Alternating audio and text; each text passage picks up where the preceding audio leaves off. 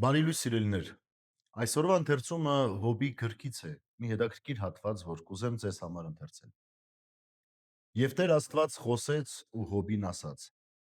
«Միթե մեկը պիտի կարողանա իմ դադաստանը ծռել, պիտի հանդիմանի Աստծուն ու նրա առաջ պատասխան պիտի տա»։ Հոբը նորից խոսեց ու Տիրոջն ասաց. «Էլ ինչու դատ անեմ դեռ, կշտամբեմ ու հանդիմանեմ։ Տիրոջից եմ լսում այդ բաները ես։ Ոչնչություն եմ, ինչ պատասխան պիտի տամ ես այդ մասին, միայն պիտի պապանձվեմ։ Բերանս բացի մի անգամ արդեն, էլ երկրորդ անգամ բան չեմ ավելացնի»։ Միթե մեկը պիտի կարողանա ծռել Տիրոջ դադաստանը։ Երբեմն սիրելիներ մարդկանց թվում է, որ իրենց ձեռքն է դադաստանը։ Երբեմն մարդկանց թվում է, որ իրենք պիտի կարողանան ինչ-որ ձևով անցնել առաջ Աստծո որոշումից։ Եվ այստեղ սխալվում են, որովհետև ամեն բան Տիրոջ ձեռքն է։ Եվ վերջի վերջո դադաստանը նույնպես Տիրոջ ձեռքն է։ Եվ ահա այստեղ վկայվում է հենց դրա մասին։ Եթե մեկը պիտի կարողանա խոսել Տիրոջ առաջ, փորձել ծռել Տիրոջ դադաստանը, չկա այդպիսի մեկ։ Եվ Հոբն ասում է, որ եթե ես պիտի ինչ-որ բան ասեի Տիրոջ դեմ, այլևս պապանձվում եմ, լռում եմ։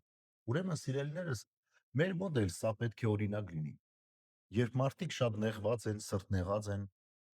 ինչ որ հարցով բավարարված չեն եւ փորձում են մեղադրանք ուղղել Աստծուն, պիտի այդ պահին լավագույն բանը անեն, լուռ մնան, պապանձվեն, փակեն իրենց բերանները, որովհետեւ անգամ եթե խոսեն Տիրոջ դեմ,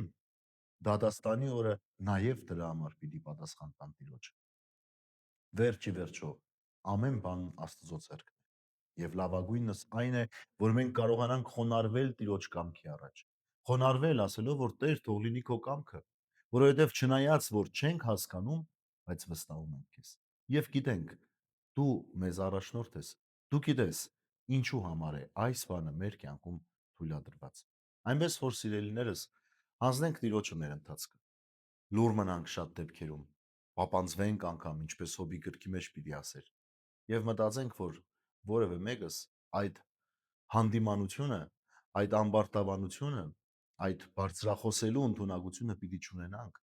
երբ հարցը գնում է մեր եւ Աստծո փոխհարաբերության շուրջ։ Բարի եւ խաղաղոր ձեզ բոլորիդ։ Աստված օրհնի ամենքիս։